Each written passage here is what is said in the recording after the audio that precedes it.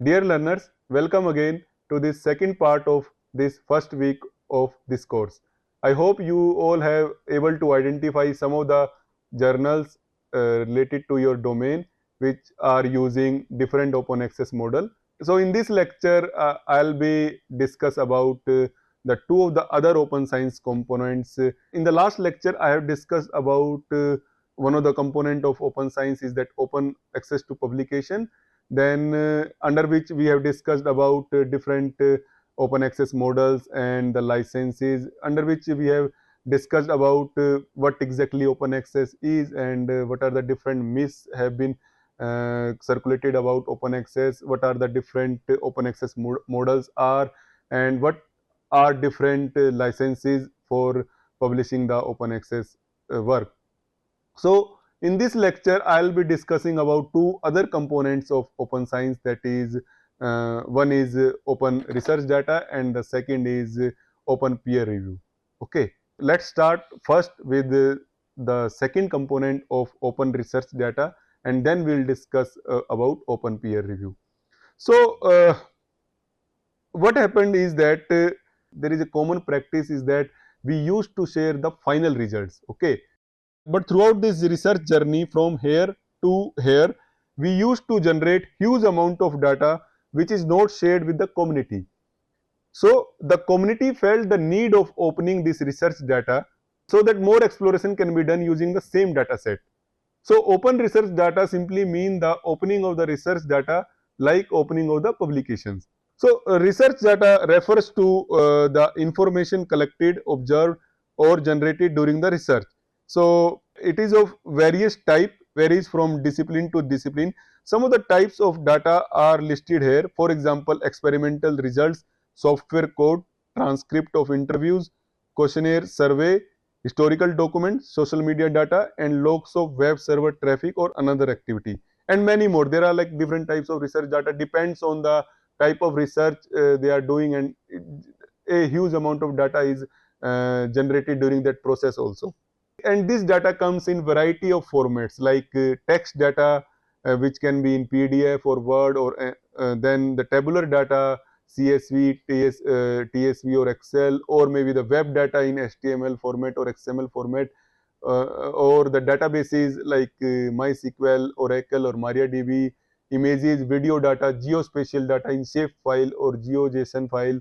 So it can be in different format of data, and there can be different other format of research data. The questions come, why exactly we need to open the research data? So what are the reason why community felt the need of opening the research data? So the first and the foremost advantage of opening of the research data is collaboration. So let us assume that there is this group A. So this is a group A,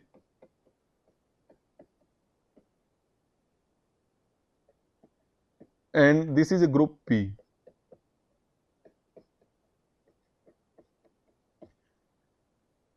So this group A is of one particular subject discipline. This one group A of one particular subject discipline are researching on some phenomena. Let's say for example this is a phenomena they are exploring, and say for example this phenomena is Y.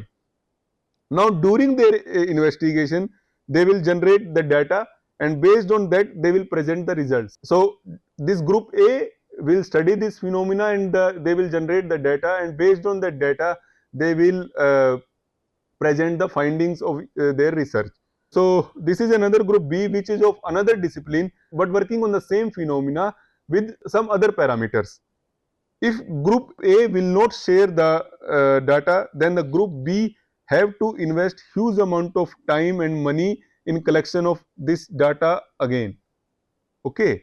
So but if data is shared, the group B can collaborate with group A and can bring diverse perspective to the scientific inquiry.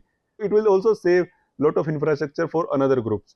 Then the second reason why research data should be open is reproducibility. So reproducibility is the key aspect of science which helps in reproducing the findings of the research again from the data.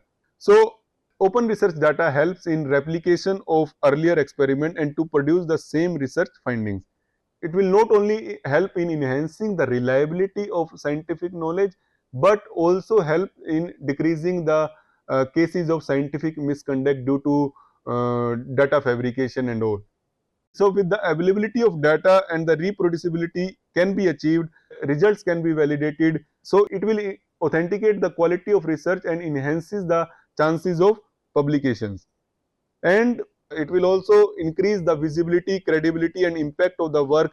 So more citation can be attracted to the research paper and it will receive more citations. Many of the journals, funding agencies and organizations have mandate to share the research data. So opening of the research data can help in complying the rules of journals and the funding agencies. Also, like many of the journals are asking for data availability statements and they are giving like this data is particularly available here. So that kind of thing can be compiled if the data, research data is shared. Then the another point is to the opening of research data helps in motivating the other scientists to share the data. Also, opening of the research data can help in publishing the data papers and can increase the count of the number of the publications. So, to publish a data paper or to comply the journal or funder policy, these are some of the things what need to be remembered. So, data should be uploaded on the repository. It should be on the appropriate identifier. It should have the persistent identifier so that data can be perfectly located. Then the data should have the license and it must follow the FAIR principles. What FAIR principles are, I'll discuss in few minutes. Then it should have the description of data, what data is, how data is collected, what are the different variables are there, and then the ethical approval if any ethical approval is required for that data. So in order to open the research data so that it is beneficial for all, research data must follow the international standards like known as FAIR principle.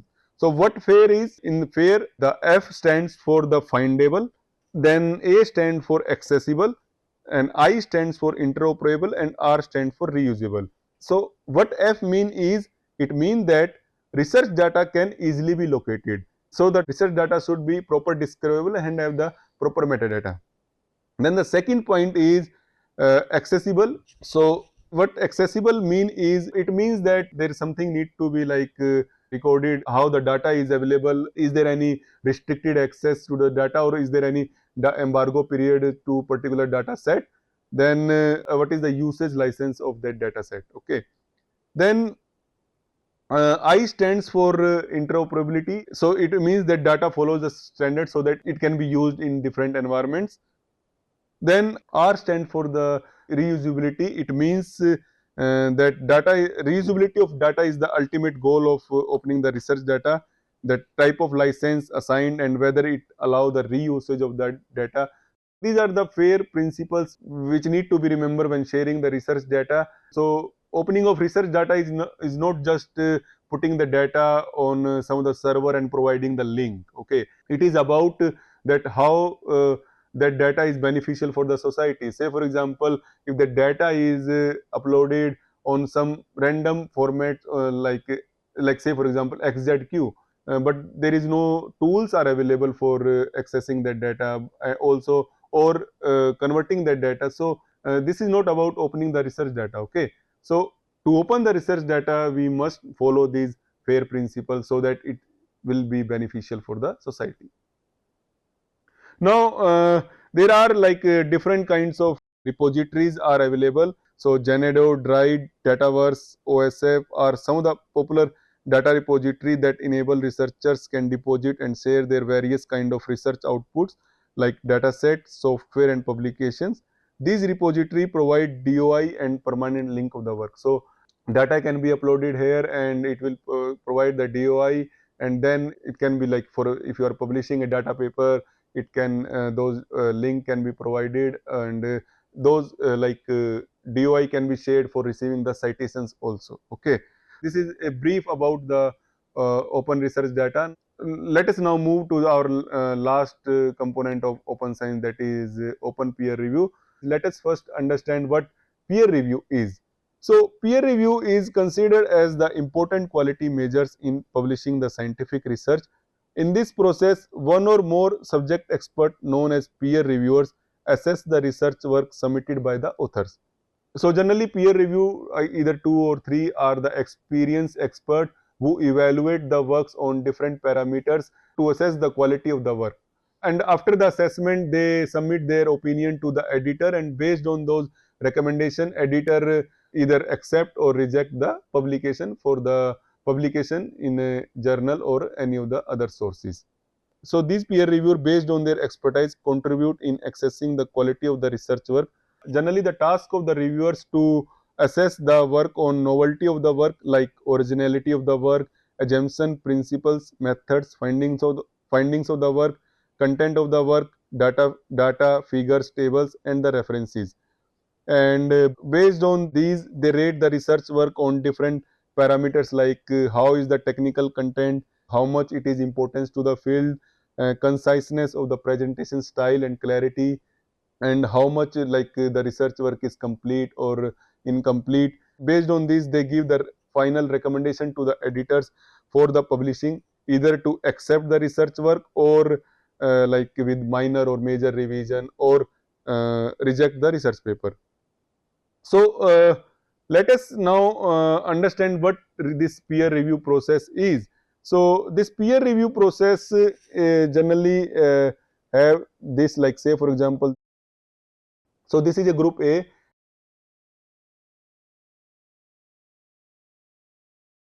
which have already conducted the research and drafted their research work into a paper. Now they send this to this source. So let's say for example this is a source. So let's say for example this is a journal, and they send this. So this journal is maintained by the editors. So these are the editors. As soon as this submitted research work reaches to the editor, they do check some of the parameters, and if it does not follow those parameters, they send it to group A, either with a suggestion or to reject. Then if that particular research work follow those parameters, then these editor further send this research work to the reviewers. So each journals have their own database of reviewers. If the research work fulfill the initial parameters of the editorial board, so they send the research work to the reviewers. So each journals have their own databases of reviewers to which they send the work. Now these reviewers review the work, then they send the recommendation to the editors, and based on this recommendation, editors send the message to the authors, either to accept or reject, or any minor revisions are required. This is how the whole process of peer review. And generally it is of two types. One is blind peer review and another is of open peer review. In blind peer review, it is that editor knows the reviewer, but reviewer either knows the author or don't know the author. So under blind peer review, it is of two types. One is single blind peer review and another is double blind peer review. So in single blind peer review, this group A, this author doesn't know who are the reviewers, who these reviewers are, but reviewer know who this author are. So under single blind peer review, reviewers know the author. Reviewers know the authors, but authors doesn't know who the reviewers are. So in double blind peer review, author doesn't know who reviewers are, and reviewers doesn't know who exactly the authors are. So it is with the editor only they have these. So in double blind peer review, author doesn't know who exactly review their content, and reviewers doesn't know who exactly the authors are. Okay. So this is about the blind peer review. So in both those review system, what are the reviews are given by the reviewers and what are the responses are given by the authors are generally with the editor only. So in both the cases, either single or double blind peer review, the reviewers comments and the author responses are with the editors only. So either the reviewers know what review they have given, or the author know what review they have received, or the editor knows that what reviews they have received. but the outside world doesn't know all these review. The outside world only know the final product of that final publications. Okay, to bring the transparency in this peer review system and to reduce the biasness, and another type of review system has emerged, which is known as open peer review, where whole this process is open. Okay, let us now see some of the platform which are using open peer review process. So in this openreview.net is a platform that aims to promote openness in peer review process. So various conferences, workshop, funding agencies are using this platform. Let us have a quick demo of open review platform. So let us take an example that I am searching for this one. If you see this article, so abstract and all those things are visible to you, but also the replies of the reviewers are also provided here. Okay, so what were the this reviewer think about this article, what the rating they have given, what were the strength and weakness.